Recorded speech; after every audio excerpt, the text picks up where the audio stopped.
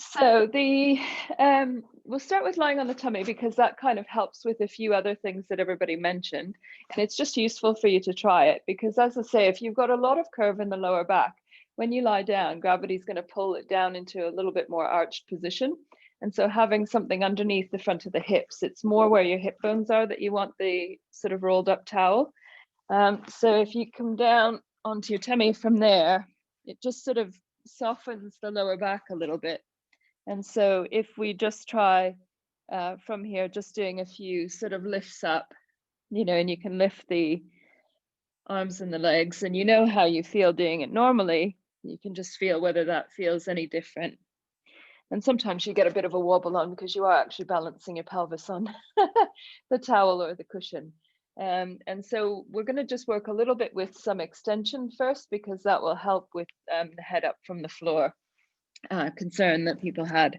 So one of the things that we end up having problems with is if we don't get extension happening from the mid back rather than the lower back, it becomes difficult to lift the head up because we're not getting the rib cage movement that we need.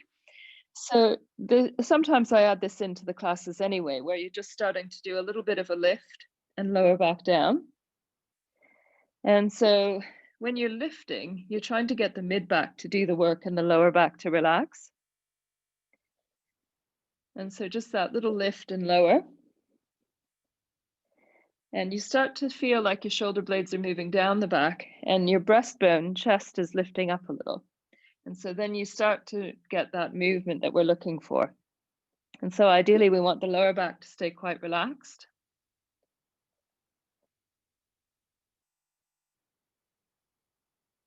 And even just doing 5 or 6 of those is quite useful just to get the right bones moving and the right part of the spine moving. And so when you come up into a higher position, rather than it just being like a hinge across your lower back where everything comes across in one place and lifts, what you should get is a more gradual lift. So you start to see that the mid back's starting to bend, but the lower back hasn't got involved yet.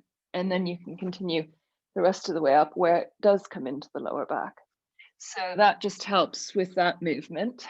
If we swap onto our backs, and for the question about head and neck, what you can do is have the towel rolled up and you want it underneath the back of your skull, not the back of your neck. So essentially you want a space between your shoulders and where the towel is so that the neck can kind of gently stretch in that position.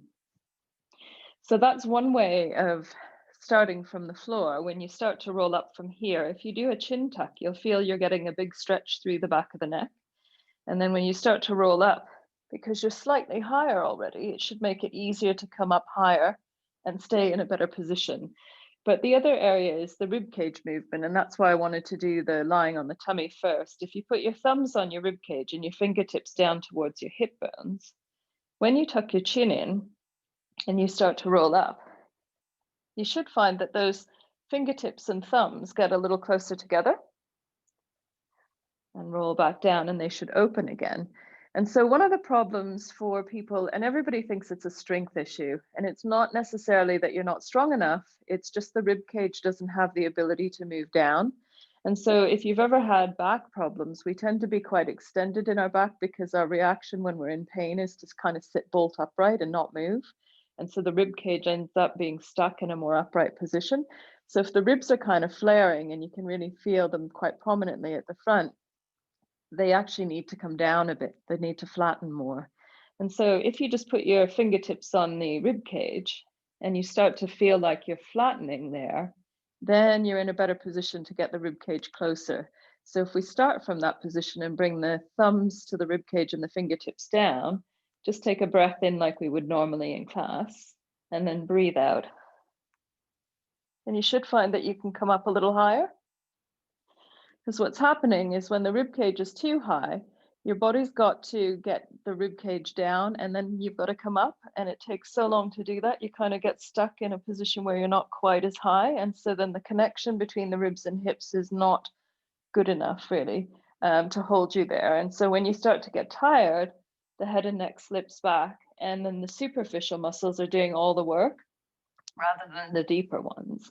And so I'll check back with everybody at the end and just see if that made a difference. So again, essentially, if you put your fingertips on your rib cage and then you push down towards the mat, so that part of your, exactly where your fingers are, feels like it's flat against the mat. When you tuck your chin in and roll up, you should be able to come up quite a bit higher. And then that should hold you in good stead. Now, if you're up and you're feeling like you've gone through sort of 6 or 8 repetitions and you're starting to tire, you can either come up and try and reposition yourself so you're slightly higher, or it's time to sort of come back down and just do everything with the head down on the mat for a few repetitions and then join back in again. But just having that little bit of height, so say when we are lying down and we've got the head down on the towel, your neck is stretching out in that position when you do that little bit of a chin tuck. And so when you go up to into that position with the head, you're already starting from a better place. So that's one strategy for the neck, using several different options, of course. So this is just to stretch the neck. The rib cage coming down helps recruit your abdominals a little bit more, so that you can hold in a better position and get the rib cage down, because we need that front part of the rib cage to really pull down to hold us there. So let's go from there actually into the breathing. We'll stay with our heads where they are and let our backs of our necks stretch out.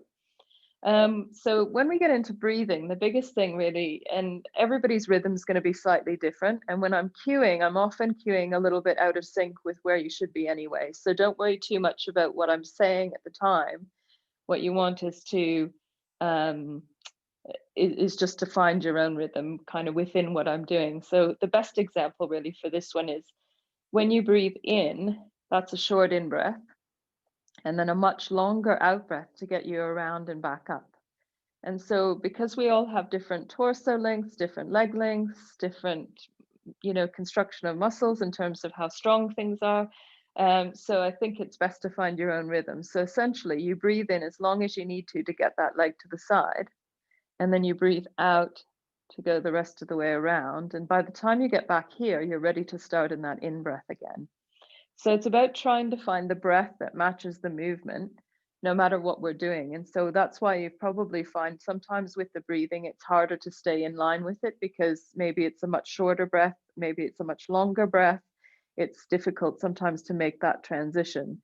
But the general rule is if, say, for example, like in the hundreds where we're pulsing the arms, those need to be like a sniff and a blow. So it's like a really short, choppy breath to match the arm movements. And so if you can match what your body's doing, don't worry what I'm saying, just follow your own body. Now, we're going to go into the question that Peter had and Elizabeth as well. So if you lift up, and you're going to put the rolled up towel or cushion, whatever you're using. And again, this is very similar to what we did with the skull. So this is going underneath the base of the spine. So it's not in your lower back, it's across the hips and the bottom instead. So once you're in that position, what you should find is when you come up, and if we just do one knee at a time, and then try to stay in that tabletop position, it should be a little bit easier. The other thing I often say is sometimes it's how we approach going into the movement. And if we think about lifting our legs, we're sort of our brain's more identifying with our knee and our lower leg. If we think about folding at the hips, so we're using the deeper muscles to lift. And again, on the other side, that sometimes gives it a slightly different quality. And the hips are much stronger than any of the leg muscles in this particular position. So I think either you could just have the cushion underneath you, which will give you a slightly different feeling in the back, and it'll give you a better angle for your hips. So we're going to take the legs up and just test this out with a slightly different leg position. So if we take the arms slightly wider, lift the knees one at a time, and then once you're set there, take the legs up and then breathe in here and breathe out to go across to the right. Just barely lift the hip away, come back through center, and then over to the other side. And so hopefully in both instances, this makes it a bit easier for you. And a lot of what happens here is that it's the ability to close down the front of the hips. And so if the front of the hip doesn't close enough for that to happen, then the legs end up being angled away a little bit, which puts our abdominals at a little bit more stretch. And so that's why it's much harder to hold on to, and then the hips have to kick in to help out. So if we can get that position where when we lift, we're kind of bringing our ribs and hips closer together again, then they're holding in place. Then when we go up and we start to move from there, it should be much easier and the hips shouldn't have to get so involved. So I hope that was useful. Now we're going to go on to side lying.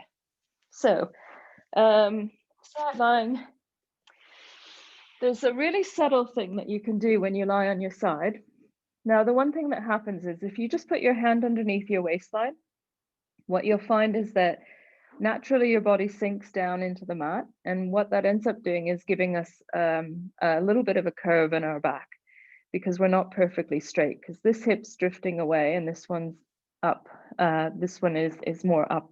So it's closing this space down and this one's opening. And so essentially what we need to do in the side lying position is make sure that the bottom part and the top part mirror one another.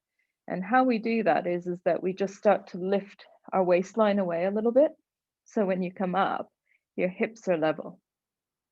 Because if we sink down, that puts quite a lot of stretch over the top of the hip. So it's a really small thing, but essentially just try to lift your waistline away from the floor before you lift the legs and during doing the movement. And that takes quite a lot of effort to keep thinking about it, but eventually it will become more normal. And then, as I say, it sort of makes the muscles on either side of the body feel more even instead of feeling like there's way too much stretch across the top leg and gravity's trying to pull you down, and then it starts to put strain on that hip. So that's one way.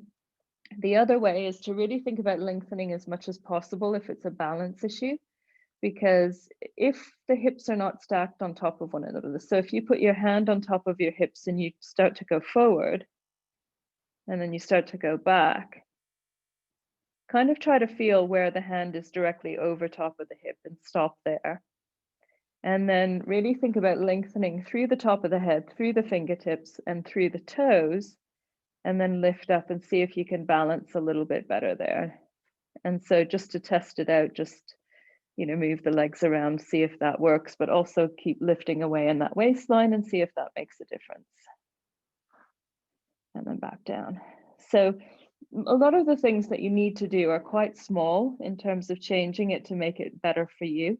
And they're quite subtle. And so it's easy to, concentrate on other parts of the exercise and maybe not have this happening in your body. And so then you perceive the exercise to be a little bit harder. So I think, let me just have a check of my list here. Yeah, I think I got everything. So I'm going to stop recording.